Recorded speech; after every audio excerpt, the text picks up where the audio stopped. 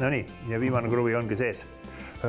Seekord on meil siin töötoas üks selline objekt, mille kohta siin puumarketis praegu on rahvast mööda käinud üsna mitmeid küsivad, et nurgakivi, kas on mingid valimised tulemas või mida te nüüd täna teete. Ei, tegelikult on meie tänase meistrinurga teema selline natukene võib-olla nostalgiline.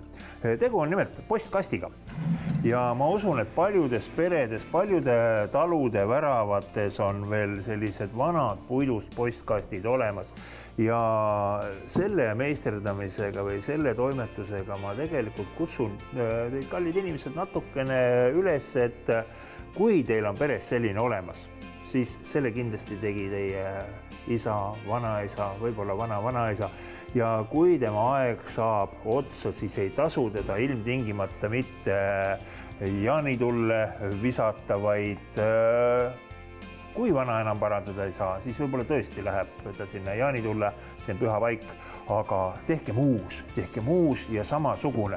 Võib-olla võite kasutada natukene uuemaid materjale ja ma tahakski läbi arutada koos teiega mõned asjad, mida teha.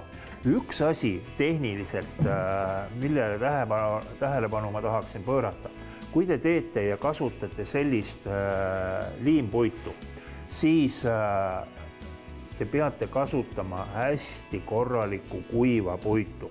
Seepärast, et kui see kilp on natukene niiskust saanud, te olete õues teda hoidnud, siis kevadpäikese käest hakkab kokku kuivama ja meil on selline kilbi laudade suhtes ristipidine puit siin sees ja see ei lase teda kokku tõmmata ning tulemuseks on see, et kuskile siia hakkavad sisse tekkima praod.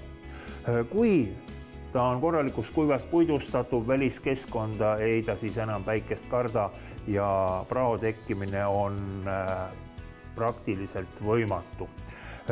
Teine parim võimalus, materjal, mida tegelikult siit puumarketist ka päris kindlasti saab hankida, on ristkihtpuit. See on uus kaasaegne materjal. Kui te siin veebruarikuus uude puumarketi kauplusesse sisse astute, siis näete, seal on terve maja ehitatud sellest ristkihtpuidust.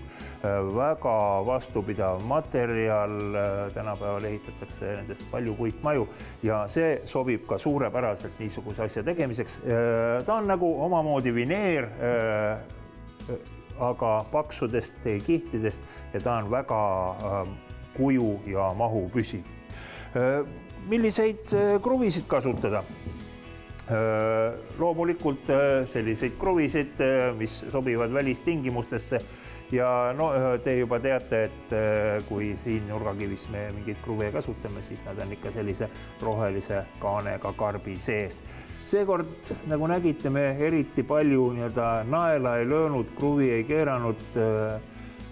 Tänase meistrinurga suurem ja sügavam mõte oli, et hoidkem au sees seda, mis meie isade ja isaisade poolt tehtud.